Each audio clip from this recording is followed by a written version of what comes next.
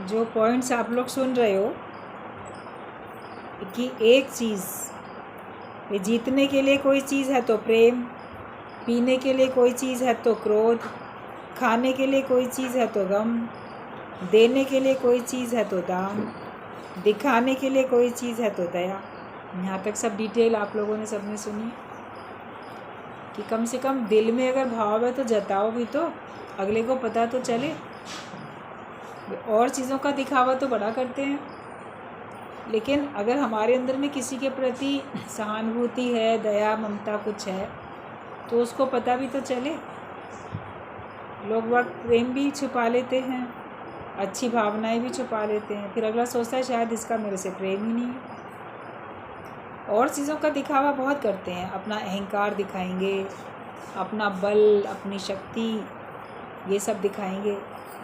लेकिन अपने अंदर की जो अच्छाइयाँ हैं, दूसरे के प्रति जो भाव है अच्छे, वो भाव भी तो किसी को पता चले। आप उन अच्छे अच्छे भाव को तो गुप्त रख लेते हो। एक दृष्टांत बताते थे सत्संग में गुरुजी कि एक शादी के बाद लड़की गई ससुराल में, पति तो उसको दिल में बहुत पसंद करता था, और फिर जहाँ नौकरी थी जल्दी वहाँ ले गया। अब बस पति और पत्नी, तो वो रोज़ सोचती थी कि कभी मेरी प्रशंसा ही नहीं करता है। इतना अच्छा इसके लिए खाना बना के रखो, घर इतना सजाओ संवारो, अपने को भी अच्छे से तैयार करके रखो, कभी नहीं कहता। ना पत्नी की प्रशंसा करे कि तुम बड़ी अच्छी लग रही हो, ना खाने के लिए बोले बड़ा अच्छा स्वादिष्ट खाना बनाया, ना घर का डेकोरेशन देखे तो बोले घर बड़ा अच्छा सजाया, कभी तारीफ़ करे ही ना। उसको लगा कि शायद ये मुझे पसंद ही नहीं करता। तो इतनी दुखी हो गई, परेशान हो गई, कहती ऐसे आदमी के संग रहने से कोई मतलब नहीं है, इससे तो अच्छा इसको तलाक दे दिया जाए। तो उसने तलाक के लिए एप्लीकेशन दे दी। अब दोनों को बुलाया गया, भी क्या बात है, उसको भी नोटिस दिया गया। कहता अरे अरे मेरी पत्नी तलाक क्यों चाहती है, तो तुम उसको पसंद नहीं करते हो। ये उसने इल्ज़ाम लगाया कि पसंद नहीं करते हो। मैं तो उसको बहुत पसंद करता हूँ, बहुत प्यार करता हूँ। कभी कहा ही नहीं। कहता देखो, उसने अपनी डायरी निकाली जेब से और कहता है कि ये देखो, मेरी आदत है डेली डायरी लिखने की। हर दिन मैंने इसमें लिखी है, आज तुम फलाने रंग की साड़ी में बड़ी सुंदर लग रही थी, आज ये चीज़ बड़ी अच्छी बनाई, आज ऐसा आज वैसा। हर दिन का प्रशंसा से भरा पड़ा था पूरी डायरी का हर पन्ना, मगर मुंह से कभी उसको नहीं बोला था। तो उसको कहा कि जो डायरी भरते रहे, डायरी में ना लिख के कम से कम उसको मुंह से एक बार बोल दिया होता तो वो दुखी तो ना रहती। नहीं, तुम्हारे अंदर किसी के लिए अच्छा भाव है, प्यार है,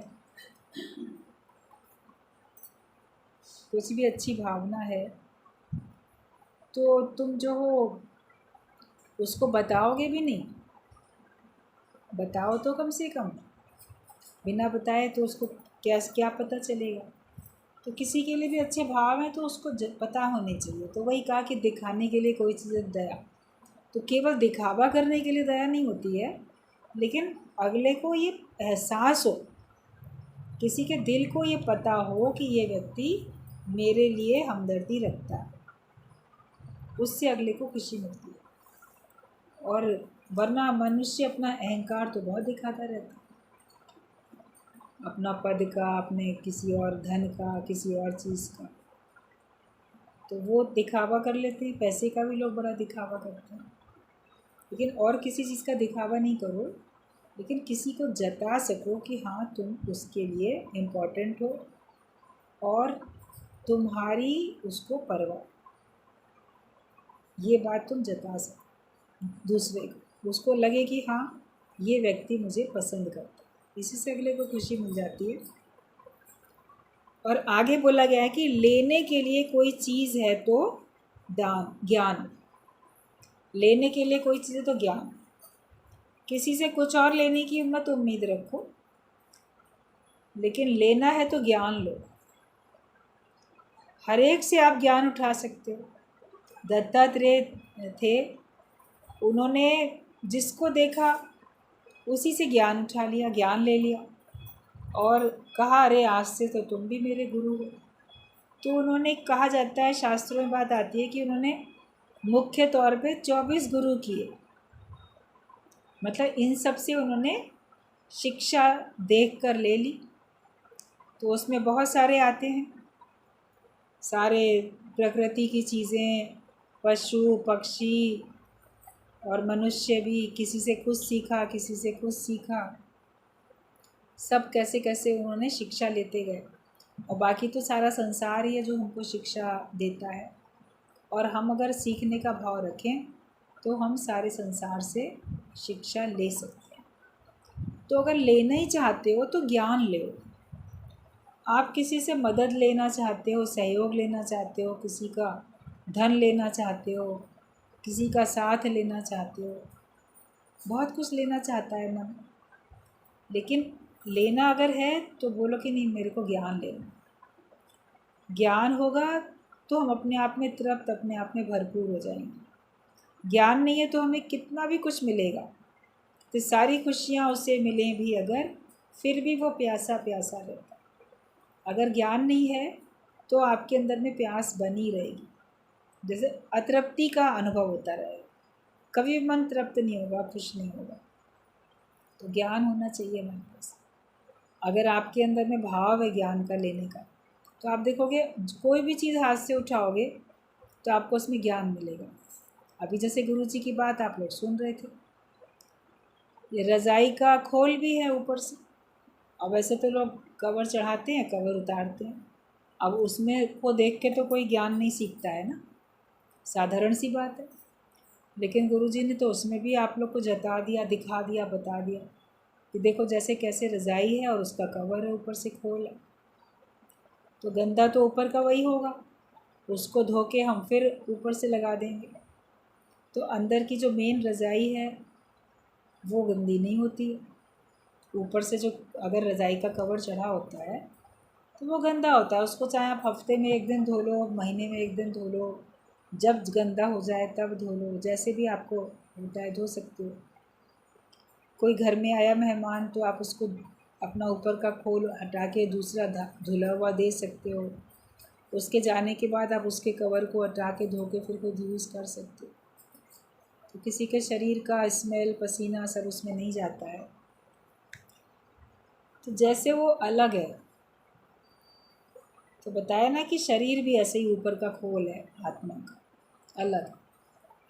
ये शरीर बदलते रहते हैं और ये गंदे भी होते हैं, इनको साफ भी करते रहते हैं। ज्ञान से अपने मन को, तन को हम स्वच्छ भी, निर्मल भी करते रहते हैं। और ये शरीर बदलता भी रहता है, जैसे खोल बदल जाता है, आज ये चढ़ा दिया, कल दूसरा चढ़ा दिया, मगर रज़ाई तो वही रहती है, तो आत्मा वही रहती है। तो अगर कोई सीखना चाहता है और ज्ञान लेना चाहता है तो कोई भी चीज़ सामने देख के, जब आपका अगर एकाग्र मन होगा और हर समय ब्रह्माकार वृत्ति होगी और सीखने का भाव होगा, तो आप किसी को भी देख के ज्ञान ले सकते हो। रज़ाई के खोल को देख के भी आप ज्ञान ले सकते हो। और नहीं तो शास्त्रों के बड़े बड़े मंत्र, बातें, उन सब को पढ़ के, सुन के, समझ के भी आप अपने को ज्ञानवान नहीं बना सकते। अपने को हमेशा इस भाव में रखो कि मुझे ब्रह्म ज्ञान को प्राप्त करना है, मुझे सीखना है। तो लेने के लिए सबसे अच्छी चीज़ है ज्ञान, और गुरु हमको ब्रह्म ज्ञान दे देता है। जब ज्ञान हमें दे देता है तो हमको लगता है जैसे उसने हमें सब कुछ दे दिया। कोई बोलेगा गुरु ने मुझे ये नहीं दिया तो वो नहीं दिया, कम दिया कि अधिक दिया। एक ब्रह्म ज्ञान दे दिया तो उसने सभी कुछ दे दिया, और उसी में सारा ज्ञान समाया हुआ है। गुरु से आप कुछ और चीज़ की उम्मीद भी नहीं करते हो कि हमें कुछ और भी दे। लेकिन अगर ज्ञान के अतिरिक्त वो हमको थोड़ा भी समय भी देता है तो भी हमें कितनी खुशी होती है। या कुछ भी उसके हाथों से हमको मिल जाता है, छोटी से छोटी चीज़ भी, तो भी हमें कितनी खुशी होती है, क्योंकि हम उस चीज़ की उम्मीद भी नहीं करते हैं मगर फिर भी हमें मिल जाता है, तो हमें कितना मन प्रसन्न होता है, हमें कितनी खुशी होती है। लेकिन जगत वालों से आप और बहुत सारी चीज़ों की उम्मीद करते हो, तो जितना दिया उतना कम लगता है। इतना ही दिया, और देना चाहिए था। तो उम्मीद किसी से ज़रा सी भी नहीं करो, थोड़ी भी नहीं करो। फिर वो आपको जितना भी देगा, समय दे या कोई भी आपको वस्तु दे, तो आपको वो बहुत लगेगी। प्यार से दिया हुआ एक छोटा सा भी गिफ्ट कितना अच्छा लगता है, और दिखावे से दिया गया बड़ा महंगा गिफ्ट भी आपको बोझ लगता है। यार इतनी महंगी गिफ्ट दी है तो हमें भी इतनी देनी पड़ेगी, और हमारी इतनी नहीं है हैसियत, तो इसने अपना पैसे का प्रदर्शन करने के लिए इतना दे दिया, या क्या समझ के दे दिया। उसको भी अगर किसी को मिलता है तो उसको वो सोचने पे मजबूर हो जाता है, उसको बाहर लगने लगता है। तो ऐसा दुनिया में चलता है। लेकिन सत्संग में जहाँ प्रेम है तो वहाँ पे बस प्रेम ही प्रेम रहता है। लेना देना आनंद का हो, बाकी सब छोड़ दो। खुशी मिलती रहनी चाहिए। ज्ञान से हमको वास्तव में खुशी मिलती है।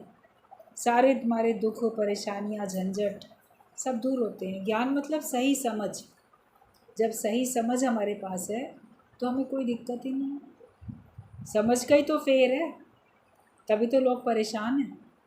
लेकिन समझ सही हो जाए तो सब कुछ ठीक है। तो लेने के लिए अगर कोई चीज़ है तो वो ज्ञान है।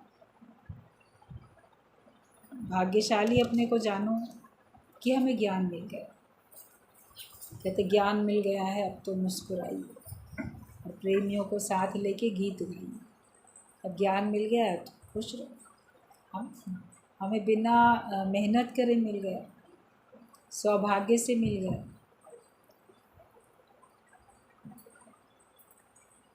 कोई ना कोई विघ्न पड़ता है कोई बात नहीं। अब कुछ और चीज़ लेने की इच्छा नहीं रखना। बोलो अगर ज्ञान हमें मिला है गुरु से, कोई सारे संसार से मुझे कुछ भी ना मिले तो क्या। फिल्मी गाना लोग गा लेते, ना मिले संसार तेरा प्यार तो हमारा। नहीं मिले संसार, प्यार तो हमारा। तो भगवान का, ईश्वर का प्रेम तो मिला आपको, गुरु का प्रेम तो मिला, ज्ञान तो मिला। फिर हमें कुछ और चीज़ की क्या ज़रूरत। अपने में खुश रहो, तृप्त रहो। हर एक से मत उम्मीद करो ये भी प्यार दे, ये भी प्यार दे, ये भी मुझे कुछ दे, वो भी कुछ दे, ये मान सम्मान दे। सभी से तो चाहते हैं, तभी तो सारी रिश्तेदारी में लोगों के कम ज़्यादा व्यवहार के कारण से मनमुटाव होते रहते हैं। चाहते हैं इसलिए। जो भगवान का भक्त होगा, प्रेमी होगा, वो कुछ चाहेगा ही नहीं, बोलेगा बड़ी अच्छी बात है, जो दे दिया बहुत दे दिया। अभी जैसे गीता भगवान की बात बताई जा रही थी, उन्होंने अपने छोटे देवर की शादी ऐसे कराई कि जैसे उनका अपना बेटा हो।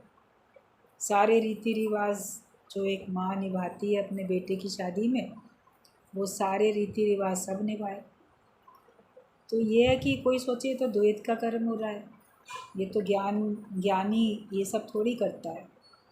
लेकिन ज्ञानी करे या ना करे, उसका अपना कोई स्वार्थ नहीं है, उसको कोई आवश्यकता भी नहीं। वो कुछ नहीं भी करेगा तो भी उस पर दोष नहीं है। लेकिन कभी प्रेम के वश में होके, या सामने जैसे देखता है, अगर वो करता भी है तो उसमें उसको कोई दिक्कत भी नहीं होती, अटकता भी नहीं। बोले सारे रीति रिवाज सब किया और फिर अधिकार तो नहीं रखा, एक दिन भी, एक पल भी नहीं सोचा कि इस देवर की हमने शादी कराई, देवरानी को विदा करा के घर में लाए बहू को, तो ये हमको सेवा करे, पूछे, मान सम्मान दे। वो अपने दुनिया में मस्त, वो अपने ज्ञान में मस्त। तो अधिकार नहीं रखा। बाकी संसार में लोग कहीं भी थोड़ा भी करेंगे तो बदले में चाहेंगे, हमने इसके लिए इतना किया, देखो ये तो अब समय पे करता भी नहीं है। ये अधिकार अगर रखा तो फिर किया कराया तो बेकार हो गया ना सारा। प्रेम के वशीभूत होके कुछ भी करे। मेरे दादा भगवान ने कभी अपनी एक बेटी की शादी में नहीं भी खड़े हुए, फिर कभी दूसरे संतान में उसमें शादी में खड़े भी हो गए। दोनों तरह से उन्होंने करके दिखाया, सब कुछ किया। सब कुछ करके भी वो अकर्ता भाव में। आप ज्ञानी के कर्म देख के नहीं समझ सकते कि वो बंधन में है कि मुक्ति में है। आपकी जैसी दृष्टि होगी आपको वैसे ही लगेगा। हर एक अपना साक्षी स्वयं है। ज्ञानी का हर कर्म शोभायमान होता है और निर्लिप्त भाव से होता है। अज्ञानी व्यक्ति किसी न किसी भावना के अधीन होकर करता है, निर्लिप्त भाव से नहीं करता, कोई ना कोई भाव ज़रूर होता है। जब सारे भाव हमारे ख़त्म हो जाएं, भगवत भाव आ जाए और बिल्कुल अकर्ता भाव आ जाए, फिर आपसे जो हो जाएगा वो अच्छा ही अच्छा होगा। इसलिए ब्रह्म ज्ञानी को पहचानना बहुत मुश्किल होता है। एक कहावत कही जाती है, ए वड ऊंचा होवे कोई, तिस ऊंचे को जाने सोई। जो खुद इतना ऊंचा उठेगा तो दूसरे ऊंचे उठे हुए व्यक्ति को जान सकेगा। आप खुद जिस लेवल पे हो, जितनी आपकी स्थिति है, आप दूसरे को भी उतने ही करके तो देख पाओगे, उससे अधिक नहीं जान सकोगे। बताएगा भी कोई, आप जानना भी चाहोगे तो आपको वो अनुभव, वो समझ नहीं होगी। लेकिन जब आप खुद उतना ऊंचे उठोगे तब आप ऊंचाई पर खड़े हुए व्यक्ति को पहचान सकोगे। तो ब्रह्म ज्ञानी अपने ब्रह्म भाव में स्थित है, आत्मा में स्थित है।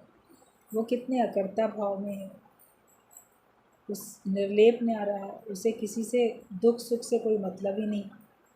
मान नहीं चाहिए तो उसको अपमान की भी परवाह नहीं है। सारे द्वंद्वी जोनों से वो ऊपर है। तो जब हम खुद इतने ऊंचे उठेंगे तो हम उसको समझ पाएंगे। वरना सोचेंगे लोग कि हम भी तो इच्छा से कर्म करते हैं, हम भी तो जिम्मेदारी समझ के कर रहे हैं घर के काम, तो ये भी जो सत्संग सुनाते हैं ये भी तो घर का काम कर रहे हैं, ये भी तो कर रहे हैं, तो हम भी कर रहे हैं। तो उन्होंने किस कारण से, किस भाव से किया और दूसरा किस भाव से कर रहा है, ये चेक करो। आप बाहर के कर्म चेक कर लेते हो, लेकिन कर्म के मर्म को भी तो चेक करो, और वो कितना अंदर से अलग है उस बात को संग करके महसूस भी करो। वरना संग नहीं करोगे तो बाहर से तो आपको सब एक ही नज़र आएंगे। ज्ञानी और अज्ञानी के ना ही कर्म में भेद, उनके कर्मों में बाहर से कोई भेद नहीं दिखता। जैसे संसार वाले व्यवहार करते हुए दिखते हैं, ऐसा ही ब्रह्मज्ञानी भी व्यवहार करता हुआ दिखता है। तभी कहा गया ज्ञानी और अज्ञानी के ना ही कर्म में भेद, दोनों की अलग भावना, एक ने किया मोक्ष, एक ने किया खेद। दोनों की अलग अलग भावनाएं होती हैं।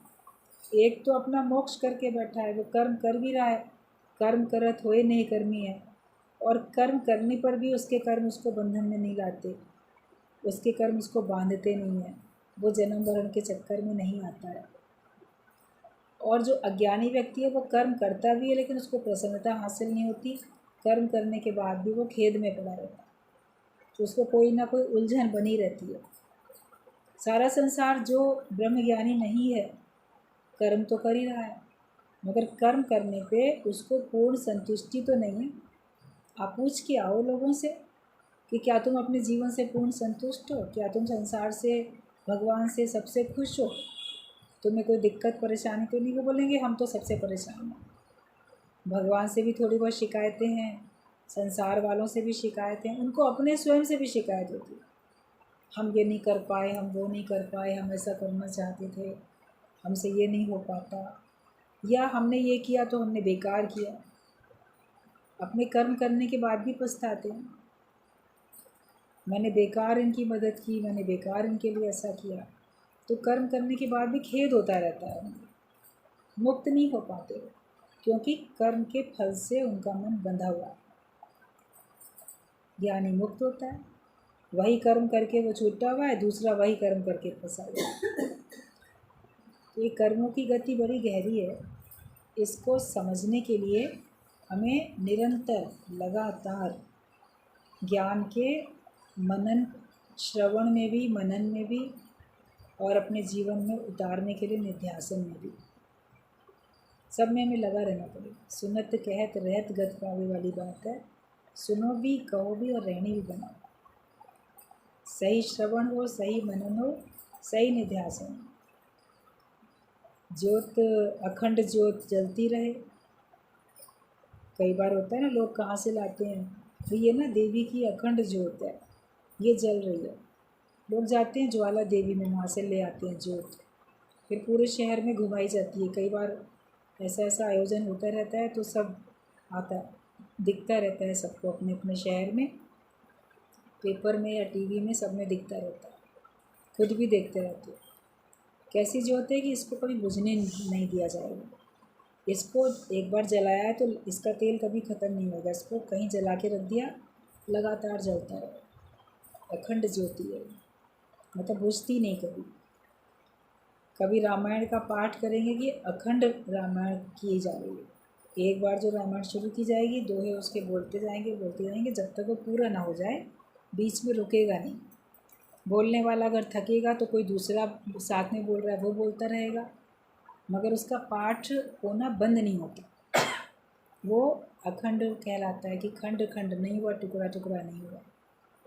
तो हमारे अपने अंदर मन में भी ऐसी अखंड ज्योत जलती रहे ज्ञान की, और ऐसा अखंड पाठ होता रहे कि हम कभी भी भगवान की भक्ति, भगवान का नाम, उनका ध्यान भूल के माया में कभी अटक ना जाए।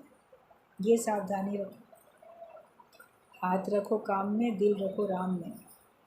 ये अपने से अभ्यास करो कि कोई भी कर्म हम करते हैं, वो कर्म करने में मेरे अंदर भगवान का भाव है।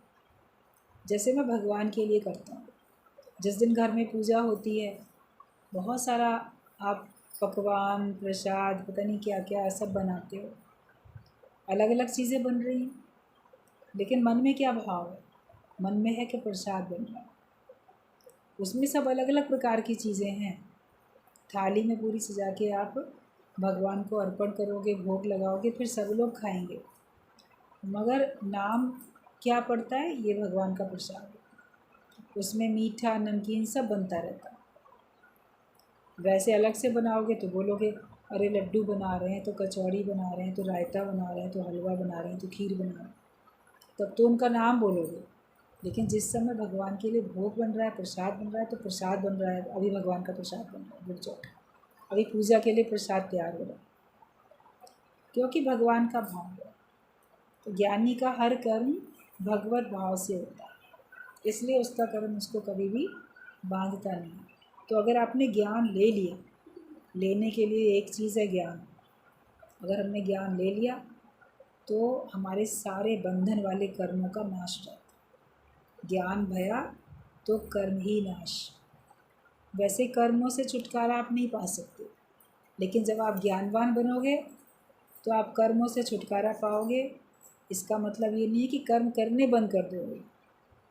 कर्म तो आपसे होंगे, और शुभ कर्म होंगे, अच्छे कर्म होंगे, सत्कर्म, सबको सुख देने वाले कर्म होंगे, लेकिन वो कर्म आपको बंधन में नहीं लाएंगे। ये अंतर हो जाएगा।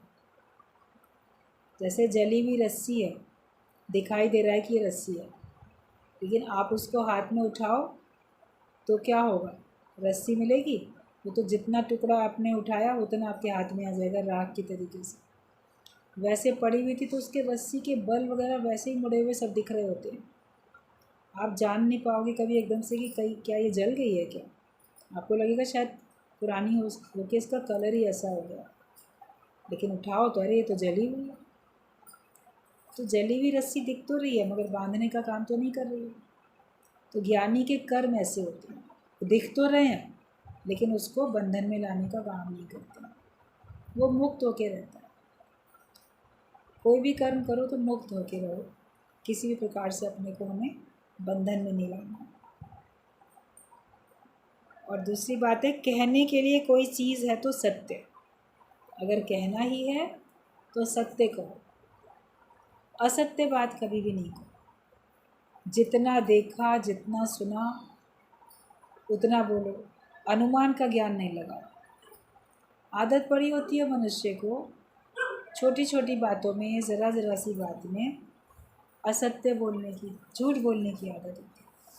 और सत्य जो है वो भगवान का नाम ही सत्य है, ज्ञान ही सत्य है।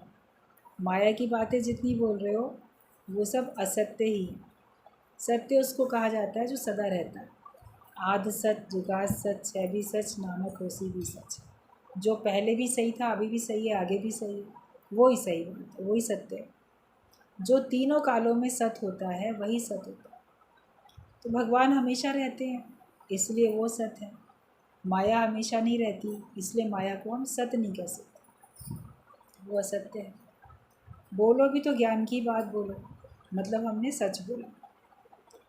और सांसारिक बातें भी अगर बोलनी है तो उनमें भी हेरा फेरी नहीं होनी चाहिए, झूठ ना बोलो और अनुमान से भी लगा के ज्ञान नहीं बोलो। कभी किसी को अनुमान हो जाता है शायद ये बात इसने ऐसे इस ढंग से ये सोच के ऐसे करके कही है, तो 4 बार जब अपने मन में उसी का विचार करेगा तो उसको लगेगा हाँ ऐसे ही हुआ होगा, ऐसे ही बात है, उसको सच मान लेता है। कभी किसी झूठ बात को भी आप बार बार बोलो, दोहराओ, तो वो आपको फिर खुद को भी सच लगने लगती है, तो फिर आप दूसरों से कह देते हो और होती तो वो बात झूठ।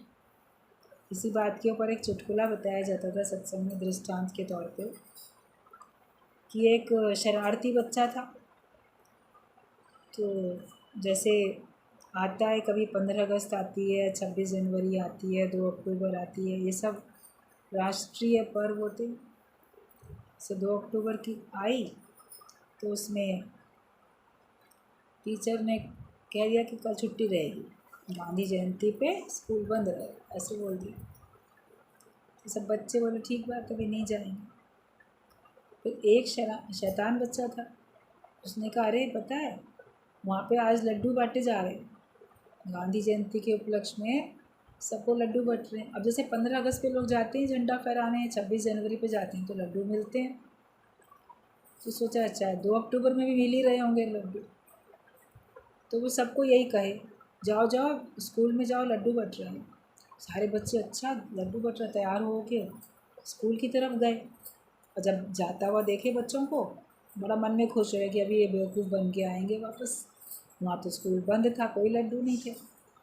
8-10 बच्चों को उसने, मोहल्ले भर के बच्चों को ऐसे ही कहा, लेकिन कहते कहते उस बच्चे के मन में आया कहीं ऐसा तो नहीं कि सचमुच में ही बट रहे हों। बोला खुद ही झूठ, मन से बोला, लेकिन बोलते बोलते उसको लगने लगा कि जब 15 अगस्त पे, 26 जनवरी पे बंटते हैं लड्डू, तो क्या पता 2 अक्टूबर पे भी गेट पे लड्डू बांटे जा रहे हैं। तो देख वो फिर खुद भी तैयार होकर चल पड़ा। जब वो जाने लगा, आधे रास्ते में पहुंचा तो देखा सारे बच्चे मुंह लटकाए वापस आ रहे हैं। उसको देखते ही झगड़ने लगे, क्यों क्यों तुमने झूठ बोला, कोई लड्डू नहीं बट रहे हैं। तो वो कहते हाँ मैंने झूठ बोल दिया था ऐसी शैतानी में। तो एक बच्चे ने कहा लेकिन तुम क्यों तैयार होके आ रहे थे फिर? अगर तुमको पता था तुमने झूठ बोला है तो तुम क्यों तैयार होके आ रहे थे? बोला तुम लोग को तो बोल दिया, लेकिन मेरा मन कहने लगा क्या पता कहीं सच्चे में लड्डू बट तो नहीं रहे, इसलिए मैं भी देखने चला आया। तो अपनी ही बात में जो झूठ है उसको जब बार बार दोहराओगे तो हमको भी वो सच लगने लगी। तो इस जगत झूठ है, लेकिन इस जगत को जितना भी दोहराते रहते हो, दूसरों को कहते रहते हो, लेकिन आपको कि सत बात दूसरों को इसको सच है तो आपको भी सच लगने लगता है।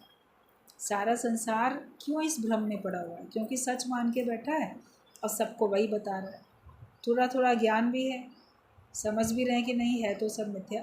अक्सर जो ब्रह्म ज्ञानी नहीं है, जो आत्मा का ज्ञान जिनके पास नहीं है, सत्संग में नहीं आते, लेकिन उनके पास बाकी ठीक समझ है, धर्म की बातें जानते हैं, थोड़ा शास्त्रों को भी जानते समझते हैं, वो भी क्या बोलेंगे, हाँ भाई पता तो है सब झूठ ही है, अकेले आना है अकेले ही जाना है, एक दिन सब छोड़ जाना है, बात तो सही है।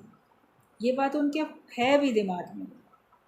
कभी देखो ज्ञान की ये बात वो भी बोलते हुए नज़र आते हैं कि है तो सब सपना, है तो कुछ भी नहीं, सार इसमें कुछ भी नहीं है, बोलते हुए नज़र आएंगे। लेकिन वो सबको सारी ज़िंदगी जगत सत्य दिखाया तो खुद भी तो उसी में पड़े हैं, खुद कहाँ छूटे हुए। जैसे वो बच्चा सबको बताते बताते खुद भी तो उसी में पड़ गया ना, झूठ में।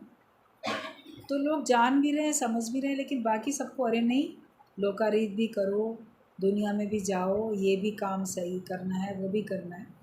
जगत को सत्य मान के औरों को उसमें लिपायमान करते रहते हैं, भेजते रहते हैं। खुद भी दुखी सुखी होते हैं फिर मोह माया में, क्योंकि औरों को भी उसी तरफ भेजा उन्होंने।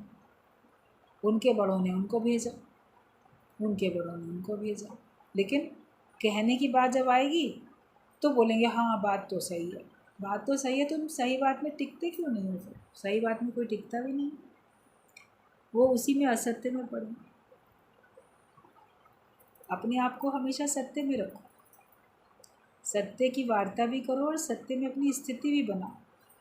और मुख से कभी बोलो तो सच बोलो, कभी इधर की उधर बात अपने मन से नमक मिर्च लगा के नहीं बोलो, झूठ नहीं बोलो। इसने ऐसा कहा, उसने वैसा कहा।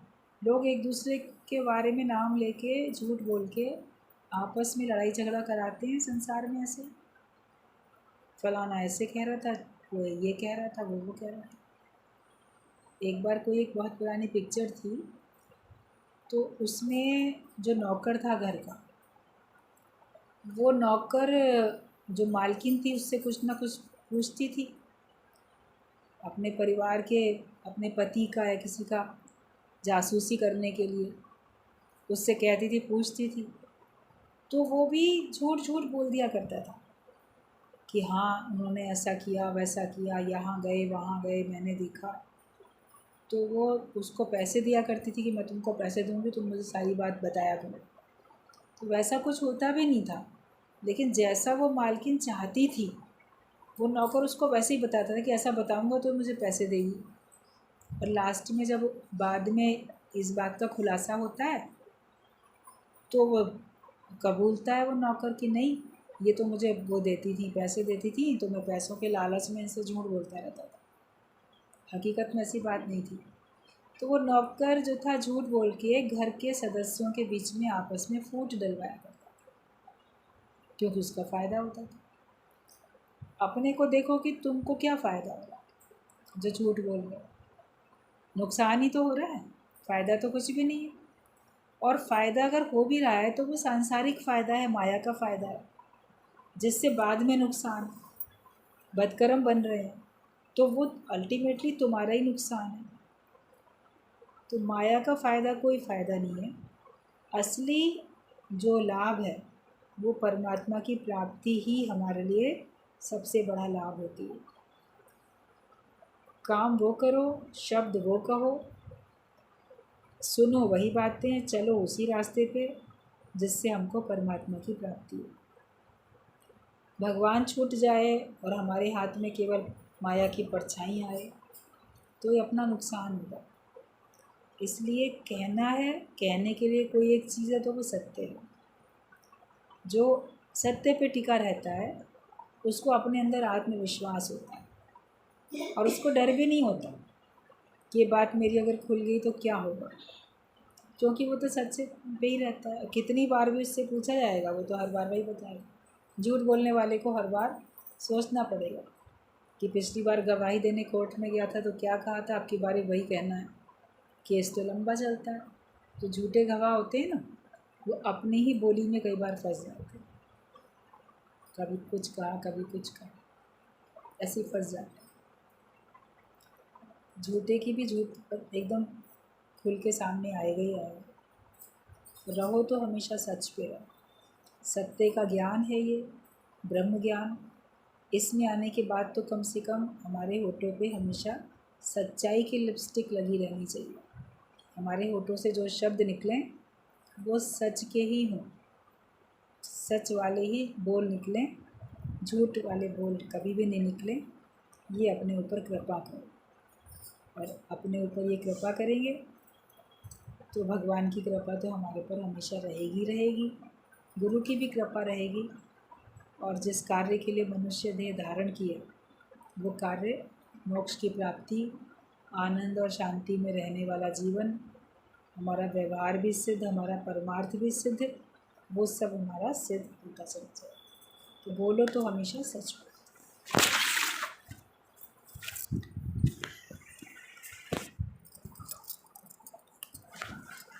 झूठ बोलने की आदत है।